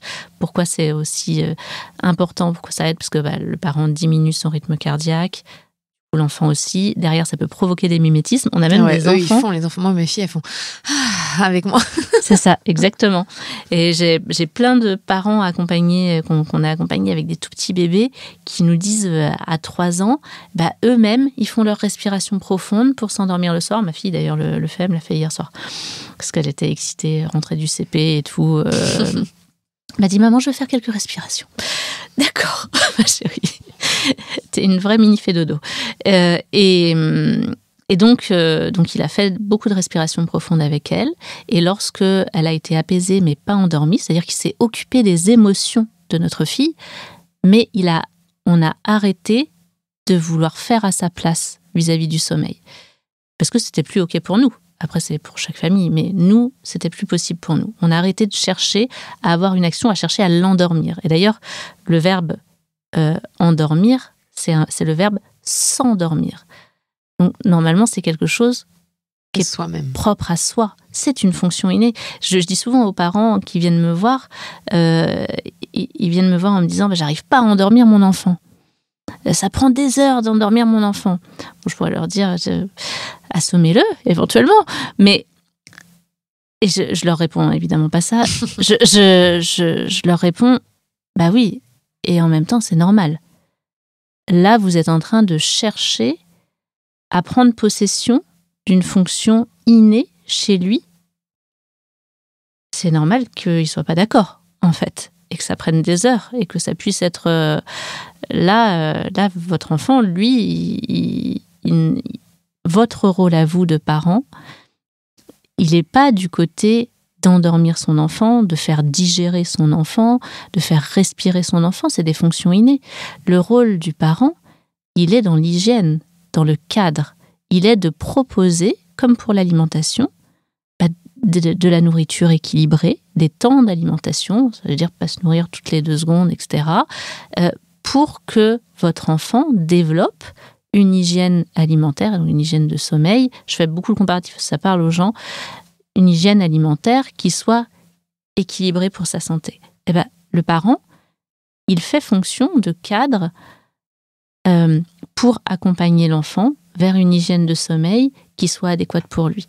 L'enfant sait dormir, mais par contre, l'enfant, il ne sait pas si la nuit est faite pour dormir ou pas. Quand je sens des signes de fatigue, que la bonne réponse, c'est le sommeil, que pour pouvoir dormir, c'est plus facile pour l'être humain quand il y a un peu moins de bruit, moins de lumière, parce que ça a un impact sur la mélatonine. L'enfant ne sait pas ça, en fait. Ça, c'est le parent qui, normalement, sait, mais il ne sait pas, le parent non plus. C'est bien tout le problème en France, c'est que je suis très en colère contre ça, parce que l'OMS, pourtant, en a parlé. Ils ont retenu que manger, bouger. Ils ont oublié l'histoire du sommeil. C'est incroyable, si on reprend les textes. Et donc, le rôle du parent, c'est d'être... Il y a une personne, c'est au Canada, qui dit ça très bien. C'est une école, c'est dommage parce que je préfère toujours citer les sources. C'est une école du sommeil. Elle dit que l'enfant est acteur de son sommeil et le parent, il est metteur en scène. Et cette métaphore-là, je suis extrêmement en lien avec cette métaphore-là. Et c'est celle qu'on a comprise ce soir-là avec ma fille. Et parce que chez elle, ça a été d'autant plus flagrant. Et que grâce à ça, elle est passée d'une relation au sommeil qui fonctionnait que sur les hurlements, parce que quand le soir, même à l'été ou même à bercer pour l'endormir, elle, c'était pas serein, c'était des hurlements. Elle est passée d'une relation extrêmement conflictuelle avec le sommeil à une relation extrêmement apaisée. Je la posais dans le lit, elle souriait. Je lui mettais sa gigoteuse, elle souriait. Et donc, pour moi, la compréhension, grâce à elle, je peux lui dire merci de tout ça, elle a été... En fait, ce qui est intéressant, c'est que tu dis que c'est aussi à nous de faire ce travail d'enquête, un peu, de comprendre de quoi a besoin notre enfant pour se sentir bien. Oui. Tu vois, j'ai l'image d'une de mes filles, elle a besoin d'avoir la tête collée contre un truc, quoi. Dès qu'elle est collée contre un truc, elle bouge plus de la nuit et c'est terminé. Il n'y a plus personne. C'est ça. Et il y en a d'autres, pas du tout. Elles sont en mode étoile. Et c'est drôle, en fait. Enfin, chaque enfant, au final, on a tous nos petits rituels. Je pensais au mien aussi, tu vois, comment je m'endors. Complètement. Et comment, quand mes enfants dormaient avec moi, ça m'oppressait parce que je pouvais pas me mettre dans la posture que j'aime avoir pour dormir. Et donc, ça crée du stress. Et donc, comme tu dis, du cortisol. Donc, après, t'es en insomnie. C'est ça. Et j'avais pas conscience de ce que je viens d'apprendre, ce que tu viens de dire sur nos schémas de façon de s'endormir. Mais donc, c'est aussi nous, les parents, comme tu dis, on est responsable du cadre, on est les metteurs en scène, de dire, OK, si j'observe mon enfant, qu'est-ce qui marche ? C'est aussi très difficile, je pense, quand on a des tout petits bébés, parce qu'il y a cette injonction de dormir sur le dos. Aucune peluche. Enfin, il y a plein de choses pour leur sécurité qui sont importantes, bien sûr, mais qui ne correspondent peut-être pas à ce dont les enfants ont besoin. Moi, j'avoue, j'ai une de mes filles, elle avait besoin d'avoir les fesses en l'air. Elle était. En fait, la position physiologique de sommeil de l'être humain, c'est dormir sur le ventre. Donc c'est difficile avec la mort subite du nourrisson. Exactement. Quand on veut respecter les recommandations. Tout à fait. Ça provoque énormément de problématiques. Pourquoi dormir sur le ventre ? Parce que ça permet d'être regroupé. Il retrouve la position physio qu'il y avait dans le ventre, les stratégies de sommeil en fait. Ça permet d'avoir de la chaleur aussi pour la digestion, pour tous les petits bébés RGO, etc. Mais il faut faire extrêmement attention parce que clairement, ça va. On a eu une baisse de plus de 78% de la mort inattendue du nourrisson, avec la recommandation sur le dos. Et donc, parmi les solutions qu'il peut y avoir pour ça, l'emmaillotage fonctionne très très bien, parce que ça va recréer l'effet contenant. Même pour ces petits bébés-là, donc moi je le conseille dès la sortie, en fait, dès la maternité. Et c'est pas que la nuit, c'est nuit et sieste. L'emmaillotage, il va vraiment permettre au bébé de retrouver sa position physio, de retrouver le contenant, de ne pas avoir les réflexes de Moro qui vont perturber son sommeil. Et là, on retrouve des stratégies de sommeil. Et puis, on le met haut dans le berceau pour qu'il y ait un truc sur la tête, sur la tête éventuellement. Et ce qui va être aussi problématique, c'est que, par contre, et moi je le conseille aussi, mais le parent qui va être conscient de ces stratégies de sommeil-là, il va aussi prendre conscience de ce qu'il met en place avec son bébé. Et donc, quand on fait du portage, c'est extrêmement... c'est génial, le portage, parce que ça va recréer la contenance, ça recrée la position physio, ça crée stratégie de sommeil sur le ventre, et puis l'odeur, la maman, etc., les bercements, les mouvements qu'il connaissait. Donc, c'est parfait pour le sommeil. Clairement, c'est parfait. C'est pour ça que ça marche si bien. Et puis, ça rassure le bébé. C'est génial. Ça rassure la maman aussi, des fois, ou le papa. C'est vrai, moi, j'adorais avoir mon bébé sur moi. Ça m'apaisait vraiment. Complètement. Mais jusqu'à ce que ça marche plus. Ou qu'on n'ait plus envie. La problématique, c'est que les mêmes parents qui font du portage toute la journée pour les siestes, derrière, ils me disent, alors, par contre, je comprends pas. Il déteste son lit. Quand je le pose sur le dos pour dormir, il se réveille, et quand je le pose sur le dos pour la nuit ou autre, il déteste son lit. Je dis, il déteste pas du tout son lit, et il adore dormir, votre bébé. Mais par contre, sa stratégie de sommeil, c'est d'être contenu, d'être sur le ventre et d'être regroupé. Et avoir une source de chaleur. Et ouais. Et là, vous le mettez sur le dos, pas contenu, il hurle. Bah oui, moi aussi je hurlerais, perso. Oui, c'est normal, en fait. Et c'est important pour les parents de se dire ok, je choisis de faire beaucoup de portage, ça veut dire que mon enfant va. Je continue à lui valider des stratégies de sommeil ventral. Donc ensuite, je fais mes choix en fonction de ça. Si un jour je veux qu'il soit dans un lit, si je lui demande d'être sur le dos, c'est possible de changer, hein, mais ça va pas se faire dans le calme. Oui, faut avoir conscience de ça. Et donc, un parent qui se dit, moi, c'est extrêmement important pour moi de respecter les problématiques de mort subie du nourrisson, etc. Je suis très angoissée par ça. Je veux que mon enfant dorme sur le dos. Ce que je valide, hein, d'ailleurs. Mais si j'avais un autre enfant, je ne suis pas sûre que je le mettrais sur le dos. Je le mettrais certainement sur le ventre. Je m'autoriserais à faire du portage et je lui mettrais une chaussette à houlettes. Je fais de la pub, mais c'est les seules que je connais. C'est quoi ? C'est des chaussettes connectées. Ah oui, pour pouvoir avoir le rythme cardiaque. Et oxygène dans le sang. Ça permet d'éviter même tout mini-étouffement du bébé. On est prévenu immédiatement. Moi, je trouve ça extraordinaire. Pour faire baisser la peur aussi des parents. Faire baisser la peur, la sécurité aussi, hein, parce que les 70%, les 78%, ils sont réels. C'est vraiment... Ah oui, donc en mettant la chaussette, on peut s'autoriser à mettre le bébé dans une position plus physio. Moi, oui. Oui. Non, bien sûr, mais je ne peux pas donner le conseil de le faire. Non, bien sûr. Ce ne sont pas les recommandations, en tout cas, c'est ça. De l'hygiène... de la santé en France. C'est ça, complètement. Les recommandations, c'est sur le dos, sans rien dans le lit. Et donc, si les parents souhaitent suivre ces recommandations sur le dos, sans rien dans le lit, et avoir un bébé qui aime son lit, ça veut dire que potentiellement, les stratégies de sommeil vers lesquelles accompagner doucement son bébé, c'est plutôt l'emmaillotage sur le dos, la poussette, des bercements, que le portage en ventral. Parce que là, sinon, il va y avoir une énorme incompréhension entre tout le monde. Trop de différence entre la sieste et le coucher le soir, la nuit. Complètement. Ok. Mais ça, c'est intéressant, n'empêche, pour les petits. Il y a quand même, comme tu dis, il y a toujours des solutions. Il faut juste y réfléchir. C'est ça. Et moi, j'adore ce truc de se dire, on doit faire un travail d'enquête. C'est notre rôle aussi de parents. C'est ça. D'essayer de comprendre comment nos enfants fonctionnent et ce qu'on peut mettre en place. De les regarder leurs besoins. Et juste, je fais une dernière précision.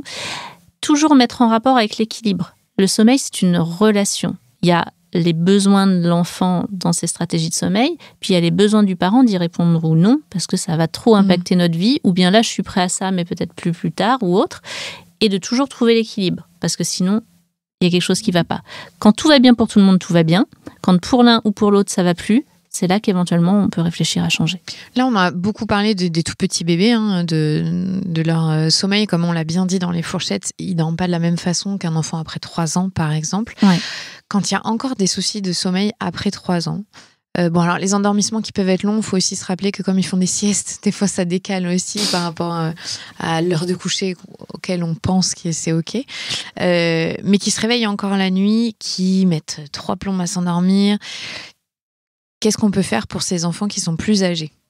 Alors, je reviens sur cette question. Justement, là, en effet, c'est plus forcément des problématiques de stratégie de sommeil, et encore, parce qu'avec les plus grands, la stratégie de sommeil, elle va aller, comme pour les adultes, juste aller faire pipi. Donc, pour l'enfant, il peut introduire dans ses stratégies de sommeil le fait de redemander un verre d'eau, redemander ça, puis le redemander aussi dans la nuit pour certains. Donc, ça peut aussi rentrer en ligne de compte. C'est moins les bercements, mais il y a aussi une question du côté des stratégies de sommeil. Et du coup, à ces âges-là, ça va encore plus impacter le sentiment de sécurité.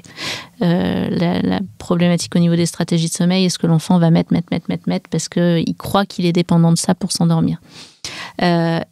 Et l'autre question, c'est l'idée du cadre de sommeil. Quand je parle de cadre de sommeil, je parle de tout ce qui est pression de sommeil, mélatonine, cortisol, qui sont hyper importantes. Et pour les plus grands, l'énorme problématique qu'on va avoir, nous, c'est que, en fait, et ça c'est dit nulle part aussi, donc c'est pour ça que je prends le temps de le dire, c'est que, en effet, il y a une grosse problématique sur les siestes et le coucher du soir. Mais je reviens sur cette question-là, parce que c'est pas l'heure du coucher du soir qu'il faut changer, c'est l'heure du coucher de la sieste. Et qu'aujourd'hui, tous ces enfants de 3 ans vont être couchés à 13h30, 14h pour leur sieste. C'est pas la durée de la sieste qui est importante non plus, ni l'heure à laquelle on va les réveiller de la sieste. C'est l'heure à laquelle on va les coucher. Parce que c'est là que tout se joue. En fait, on propose aujourd'hui en France, ce qui n'était pas le cas avant. Avant, les enfants mangeaient à 11h30, ils étaient couchés à midi. Dans toutes les écoles maternelles, toutes les nounous de longue date, c'était... Et en fait, on a décalé depuis 10-20 ans, complètement, on a perdu ces notions-là. Et dans les écoles, et c'est dit par les scientifiques, il y a une alerte à ce niveau-là, en fait, de faire les siestes dans les écoles à 13h30, 14h, c'est une catastrophe pour le rythme de l'enfant. Et le rythme, la baisse de vigilance dans le corps de l'être humain et de l'enfant, elle est à 11h30 midi. C'est l'heure à laquelle il faut aller dormir et faire sa sieste jusqu'à 14h, éventuellement 15h. Aujourd'hui, si on fait dormir un enfant à 14h, eh bien, en fait, il a passé de 11h30 à 14h à produire du cortisol parce qu'il a dû lutter contre sa baisse de vigilance. Et ce cortisol-là, on le retrouve le soir, au moment du coucher. Et au moment du coucher, ça fait des enfants qui n'arrivent pas à s'endormir avant 9h30, 10h, qui rappellent X fois, alors qu'ils ont bien besoin de s'endormir à 19h30 ou 20h pour se réveiller à 7h30 le lendemain matin. Oui, ils sont fatigués, mais les hormones dans leur corps font que c'est impossible. Et donc la seule solution, c'est que ces enfants-là, ils soient couchés à l'heure où il y a une baisse de vigilance dans leur corps, qu'ils aient un moins longtemps d'éveil le matin et qu'ils dorment vraiment au moment où c'est adéquat. Ce qui est compliqué en France. Ce qui est chiant. Ce qui est difficile, puisqu'on ne maîtrise absolument pas ce que font les écoles quand les petits entrent en petite section. C'est pour ça que moi, je conseille fortement les parents que les enfants y aillent que le matin et qu'ils soient en garde sur la période de midi et d'après-midi. Récupérer l'enfant à 11h20, il mange c'est la nounou et il peut faire sa sieste. Au moins sur la première et deuxième année. Je sais que c'est plus aussi facilement... Nous, on n'a pas le droit de faire ça. Eh bien si, en fait. Ah oui, c'est pas connu. Il n'y a personne qui fait ça chez nous. Il n'y a pas école l'après-midi. Il y a école l'après-midi. Oui. Mais en fait, il suffit de faire une demande à la préfecture. Et en fait, c'est autorisé. Bon, après ça, il faut avoir et les moyens et le temps. On est d'accord. Ce qui serait juste le mieux, c'est qu'à l'école, on les couche. C'est ça. Mais vous pouvez aussi proposer à ce que l'association des parents d'élèves propose un changement. Une conférence fait dodo. Et on vient expliquer tout ça aux enseignants. Et les enseignants seront très heureux d'apprendre. Ouais, parce que ça se faisait avant. D'accord, hein, c'est intéressant aussi de dire on n'y peut rien aussi, parce que parfois les parents ils culpabilisent, mon enfant il est insupportable, il veut pas s'endormir, mais en fait personne n'y peut rien. Là c'est un système dans lequel on vit qui fait que ça perturbe tout le monde. C'est ça. Quand nous on veut des soirées un peu plus tranquilles. En revanche, les enfants qui vont se réveiller la nuit à ces âges, plus de 3 ans, qui ont la parole, donc peuvent communiquer, expliquer ce qui leur arrive, qui ont pas de problème forcément à la sieste, mais qui la nuit ont besoin de vérifier peut-être que le parent est encore là. Je parle pas des situations où il y a eu cauchemar, tout ça, ça arrive, c'est ponctuel, mais quelque chose de récurrent. Ouais, de très récurrent. Là, je peux pas donner une réponse comme ça, parce que, comme je disais, il y a 100 facteurs à regarder. Et avec cet enfant-là, alors je vais poser plein de questions aux parents. Je vais lui demander comment l'enfant s'endort, déjà au moment de l'endormissement, pour connaître la stratégie de sommeil de l'enfant. Est-ce qu'il y a des multiples demandes? Est-ce qu'il s'endort en présence du parent? Et du coup, ça peut être extrêmement insécurisant. Je donne souvent l'exemple aux adultes. Vous vous endormez avec votre compagnon dans le même lit le soir. Super, tout va bien. Et dans la nuit, vous vous réveillez d'un seul coup et vous tapotez à côté, il n'y a plus personne. Pourquoi vous vous êtes réveillé d'un seul coup? Parce que vous avez fait un changement de cycle et que votre cerveau a vérifié que tout était OK dans l'environnement et il a détecté que votre compagnon n'était plus là. Il vous a réveillé avec une sensation d'angoisse. Et pourquoi immédiatement vous avez eu le réflexe de toucher? C'est parce que, vous le savez, c'est une fonction du cerveau, c'est une alerte. On n'est pas fait pour dormir de manière profonde et inconsciente toute la nuit. Ce sont des systèmes de survie qui sont complètement normaux. Et donc là, obligatoirement, vous seriez là, qu'est-ce qui se passe? Où est-ce qu'il est? Et si vous allez même plus loin, vous n'arriverez à vous rendormir que si vous lui avez dit, reviens vite te coucher pour que je remette en place mes stratégies de sommeil et que je puisse me rendormir. Donc les petits, avec lesquels on reste jusqu'à l'endormissement, certains d'entre eux, évidemment, comme je rappelle, le cerveau humain, il est hyper complexe. Chacun met en place ses stratégies de sommeil au niveau qui est le sien et au niveau de la sensibilité, de quand je dis que ma fille est psychorigide, pour rire, hein, mais de sa psychorigidité, de ses besoins de réassurance, de ces trucs. Pour ma fille, s'il y a une mini déviance, elle ne nous loupe pas, en fait. Et voilà, je sais qu'elle est comme ça. Et il y a certains enfants qui vont aussi avoir plus de facilité à l'adaptation à certaines choses, comme chez les adultes. Et donc, du coup, pour certains enfants, si vous vous endormez à leur côté, et s'ils s'endorment alors que vous êtes à leur côté, eh bien, il est normal pour eux, même à un âge où ils peuvent avoir conscience que vous êtes partis de la chambre, qu'ils savent que tout ça, ils savent tout ça. Mais sauf que là, c'est pas une question de savoir, c'est le cerveau.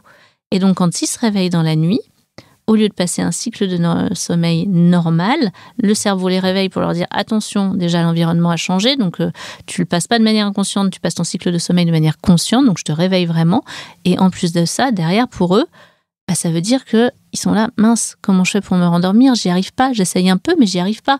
Ben oui, parce que sa stratégie de sommeil, pour s'endormir, c'est qu'il y a quelqu'un. Donc, je vais voir papa et maman, je leur demande éventuellement de dormir dans leur lit, au moins je suis sûre qu'ils bougent pas. Je vais pouvoir dormir tranquillement. Papa et maman vont pas disparaître, je suis dans leur lit.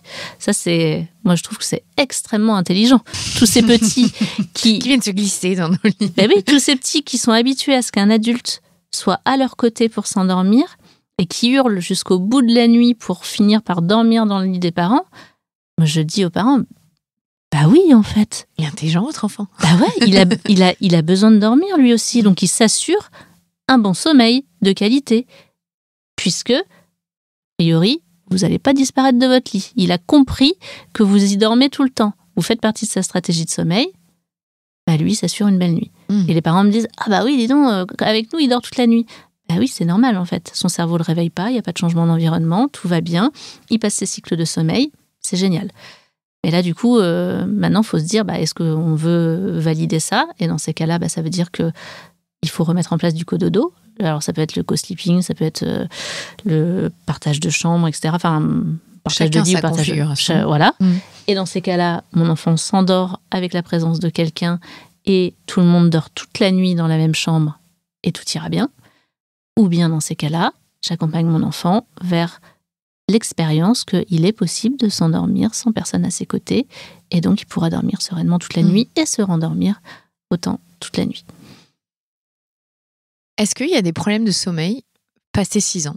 Est-ce que tout ce dont on vient de parler, c'est de 0 à 6 ans? Ou est-ce qu'il y a des enfants qui ne peuvent toujours pas s'endormir seuls, toujours pas avoir une nuit complète sans réveil et venir réveiller papa, maman? Il y a des problèmes de sommeil toute la vie.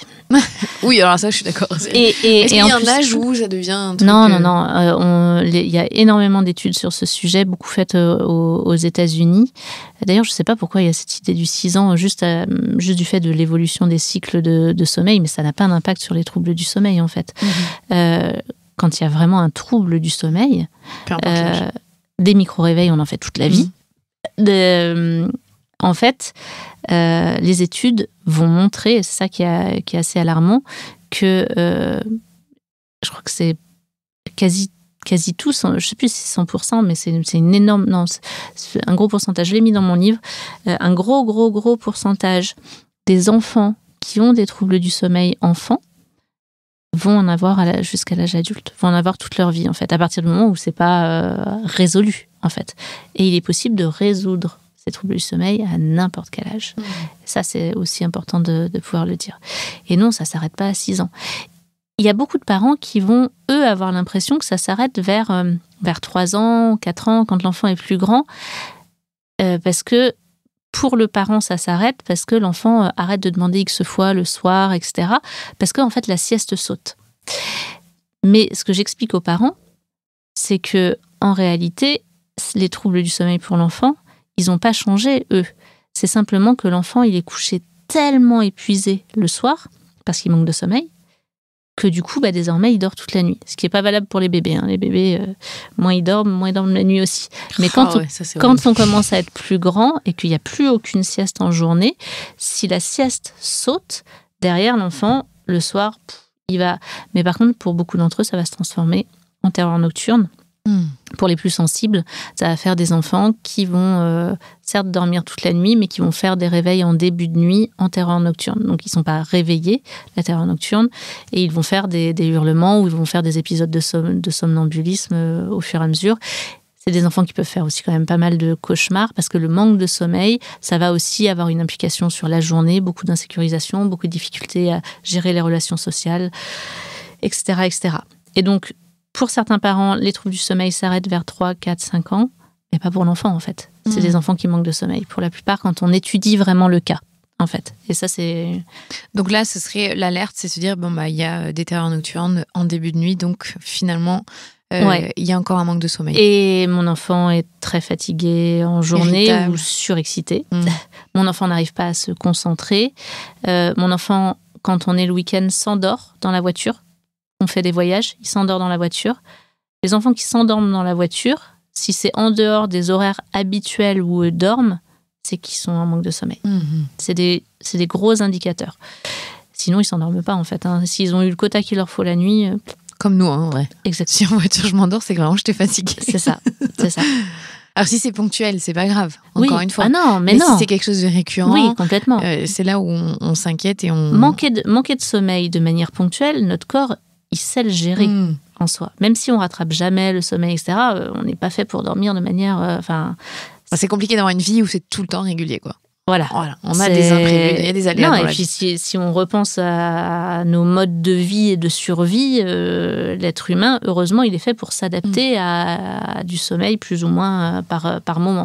Par contre, le manque de sommeil chronique, là, ça devient vraiment impactant sur la santé. Ouais. Alors, j'ai une dernière question, parce que ça fait déjà 1h20. On a fait ton livre, on pourrait faire 3 heures, je pense. Oui.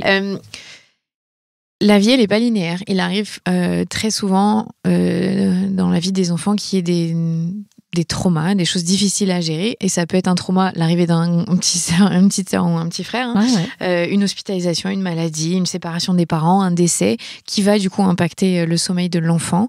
Est-ce qu'il y a une formule là qu'on peut appliquer pour un événement traumatique? Il y a quelque chose à faire en particulier, puisque ça vient rentrer dans d'autres cases. Alors, il y a des choses à faire à côté, éventuellement, si on est du côté du trauma. Bien sûr, oui. Du trauma. Si on est du côté des événements de vie, qui sont un petit peu bouleversants, ça, automatiquement, oui, le sommeil, il est impacté. Ça fait partie des perturbateurs de la liste des 8 familles. Et c'est normal, en fait. Et oui, il y a des choses à faire. Et c'est important de le faire. En fait, le sommeil, il est vraiment lié à notre sentiment de sécurité. Et à la fois, je dis pas ça en posant les mots comme aux parents, votre bébé est une éponge, c'est parce que vous êtes stressé qu'il ne dort pas, c'est parce que vous allez mal qu'il ne dort pas. Toutes ces phrases-là sont atroces. Pour moi, elles sont extrêmement difficiles. Un parent a le droit d'être stressé, a le droit de vivre plein d'événements dans sa vie, il a le droit d'être traumatisé et il est quand même en mesure d'être en capacité de sécuriser son enfant et d'avoir un enfant qui dort bien. Et ça, c'est hyper important de le dire. Et ça se fait de manière ultra simple, en fait. Il s'agit simplement de poser des mots pour rétablir le cadre de sécurité de son enfant. Et de manière très simple, les enfants, ils ont simplement besoin, moi c'est ce que je dis aux parents, c'est à faire très très très régulièrement, quand eux-mêmes ont des émotions, sont dans un moment de stress ou autre, et qui sentent que hop, ça va impacter un peu le sommeil de l'enfant, que lui aussi il a du mal à s'endormir, etc. Dans ces cas-là, quel que soit l'âge de l'enfant, qu'il ait 1 semaine ou qu'il ait 12 ans, c'est la même chose. Je prends un temps avec mon enfant, je vais le voir, je lui dis oui, là, tu as vu que papa ou maman était stressé. Oui, il se passe quelque chose pour nous. Oui, il s'est passé quelque chose pour toi. Oui, il y a une petite sœur. Oui, tu as été à l'hôpital. Oui, il y a eu une maladie.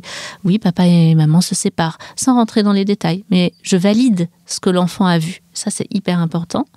Et derrière, on dit, mais pour toi, tout va bien. Toi, tu es en sécurité. Papa et maman, ils règlent ça avec des adultes. Toi, tu peux continuer ta vie de bébé. Tu peux dormir sereinement. Manger sereinement. Papa et maman, ils sont là pour toi. Pour toi, tout va bien. Tu es en sécurité. Et juste reposer ces mots-là, reposer la place de l'enfant, en fait. L'enfant, il est lié, bien sûr. La communication, il est extrêmement ancré dans la communication non verbale. Et les émotions, c'est quelque chose qu'il va ressentir automatiquement. Et quand on revient à la survie, si les enfants n'étaient pas connectés comme ça, ce serait quand même dangereux pour eux dans une grotte ou dans une forêt s'ils n'étaient pas connectés à l'énergie émotionnelle de la tribu. Ça permet de savoir s'il y a un jaguar dans les parages ou pas, s'il faut être prêt à courir. Donc, ils se connectent automatiquement. Et là, de reposer quelques mots simplement pour dire à l'enfant, pour toi, tout va bien, papa et maman, ils s'en occupent. En effet, il se passe bien quelque chose, mais papa et maman, ils s'en occupent. Et toi, tu peux continuer ta vie de bébé. En fait, on remet les choses à leur place. Et là, le bébé, lui, et l'enfant, aussi, même à 12 ans, ça fait hyper du bien. Même à 18 ans, même adulte, je pense que ça peut faire du bien. Beaucoup de mères... tu avais la question du lâcher-prise qui est pour moi hyper importante, en fait. Le lâcher-prise, il ne peut pas être présent, parce qu'on dit aux parents, lâcher-prise, ça ira mieux, lâcher-prise, votre enfant dormira, etc. C'est le même type de phrase vraiment, vraiment très difficile parce que je suis convaincue, et je pense qu'on est tous convaincus, que tous les parents aimeraient être des parents détendus, heureux, sereins, lâcher prise, etc. Tous les parents aimeraient être ça. Et si on est tendu, stressé, c'est que c'est difficile, c'est qu'on ne peut pas lâcher prise. C'est qu'on ne peut pas. S'il pouvait, il le ferait, en fait. Donc poser ces mots-là, c'est... et on ne peut lâcher prise, on ne peut être serein que quand on est sécurisé. Donc, pour être sécurisé, un enfant, on pose des mots, on rétablit le cadre de la sécurité. Mais si seulement certains adultes pouvaient être dans le soin de ces parents-là et venir poser ces mots-là aussi, et pouvoir les sécuriser, poser un cadre de sécurité. Un parent sécurisé, c'est un parent, oui, qui peut lâcher prise. Et cette sécurité-là, tant qu'on ne l'a pas, et que quelqu'un ne vient pas prendre soin et nous sécuriser, on fait ce qu'on peut, mais on va certainement pas lâcher prise. C'est pas possible. On n'est pas en sécurité, en fait. Donc, l'enfant va pouvoir relâcher prise sur son sommeil, etc., etc., si le parent rétablit son cadre de sécurité. Et tout parent, quel que soit son état, est à même de reposer le cadre de la sécurité pour son enfant. Même quand on va très mal, poser ces 3 mots-là, c'est faisable, en fait. Notre posture a une grosse influence sur la qualité du sommeil et l'hygiène de nos enfants. Oui, donc bien on a sûr. du pouvoir, encore une fois. Mais... Bien sûr, on a du pouvoir, mais pas que du côté de la culpabilisation. Oui. Mon enfant ne dort pas parce que je ne vais pas bien, etc. J'ai le nombre de parents qui m'ont dit, je suis allée voir un kinésiologue, il m'a dit que c'était à cause du traumatisme de mon accouchement. Ok, super, alors comment vous allez faire ? Parce que ça veut dire que l'enfant est condamné à vie à ne pas bien dormir parce qu'il y a eu un trauma au moment de l'accouchement. Et il y a juste ça qui est posé, en fait. Et je dis aux parents, mais du coup, comment ça se résout ? Il faudrait des séances et des séances et des séances, mais bon, globalement, il ne dormira jamais bien parce qu'il a été traumatisé au moment de l'accouchement. Ce serait dommage si la sécurité, elle tenait qu'à ça chez l'être humain. Moi, ce que je dis aux parents, c'est pas du tout. Venez poser des mots auprès de votre enfant et vous pouvez rétablir son cadre de sécurité. Bien sûr qu'il y aura des choses à travailler pour lui sur ce traumatisme et pour vous aussi dans votre relation à l'avenir, mais ça n'empêche pas de dormir. On peut resécuriser, c'est possible. Et la deuxième chose que je dis aux parents pour ce qui est des moments de sortie ou de perturbation, c'est idéalement on conserve le cadre. Un enfant qui est malade, qui ne dort plus, qui n'a pas très bien dormi, qui demande des choses, idéalement, on ne change pas le cadre de sommeil. Et si on le change, quelle que soit la raison, parce qu'on a eu besoin de le changer, c'est important de se respecter, il faut juste se dire que derrière, quand tout ira bien, il y aura juste à le remettre en place, simplement.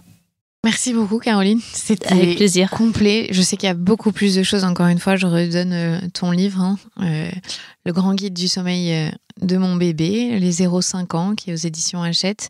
Il y a aussi ton site, il y a plein de ressources un peu partout que vous pouvez trouver. J'espère que cet épisode vous aura aidé à y voir un petit peu plus clair, à faire le tri, à vous dire que ce pouvoir-là, vous l'avez. Je suis la première à avoir eu plein de soucis avec le sommeil d'une de mes filles notamment. Et j'ai aussi, comme tout le monde, essayé à droite à gauche de faire plein de choses. Donc ça me donne aussi à moi des petites clés. Et je suis contente de savoir qu'on peut on peut changer ça un jour, on peut quand même sortir parce que ça peut devenir dangereux pour le parent. Ce manque de sommeil récurrent, on parle de la santé de l'enfant, mais c'est vrai que l'adulte qui est en charge d'un enfant, de sa sécurité, qui ne dort pas, c'est une torture immense et qui peut mettre en danger l'enfant finalement parce qu'il n'y arrive plus et qu'il va péter les plombs plus vite et qu'il va potentiellement taper d'ailleurs et être dans des situations qui sont complètement très dures alors que c'était simplement un manque de sommeil. Oui, complètement. Et on a même des parents qui, souvent quand on n'est pas parent, justement, qu'on n'a pas vécu les troubles du sommeil, on peut se dire mais ces parents, les bébés secoués, c'est inimaginable, ces bébés maltraités, c'est inimaginable. Et puis quand on est parent et qu'on vit le manque de sommeil, eh bien on se dit bien sûr que c'est atroce, mais ça devient plus inimaginable. On comprend pourquoi ça peut arriver. Parce que le manque de sommeil, ça rend fou, en fait. Le manque de sommeil, ça rend quiconque sain d'esprit potentiellement fou. Et on peut avoir des gestes qu'on n'aurait jamais imaginé avoir. Donc, c'est extrêmement important de prendre soin du sommeil de votre enfant pour sa santé. Et c'est extrêmement important de prendre soin de votre sommeil, en fait, pour votre santé mentale. Merci Caroline. Avec plaisir. Vous venez d'écouter un nouvel épisode de La Matrescence. Merci infiniment pour votre soutien. Si vous voulez découvrir de nouvelles pépites, n'hésitez pas à aller sur le site www.lamatrescence.fr. Vous pouvez également vous abonner à la newsletter qui sort tous les vendredis. Rendez-vous également sur le site pour pouvoir vous inscrire. Ensuite, vous devez vous abonner sur votre plateforme d'écoute pour pouvoir recevoir les notifications. C'est ce qui fait grandir ce podcast. Merci infiniment et continuez de partager ce savoir autour de vous. Je sais que c'est comme ça que beaucoup des auditrices et des auditeurs ont découvert ce podcast. Alors un grand merci. Prenez soin de vous. À la semaine prochaine.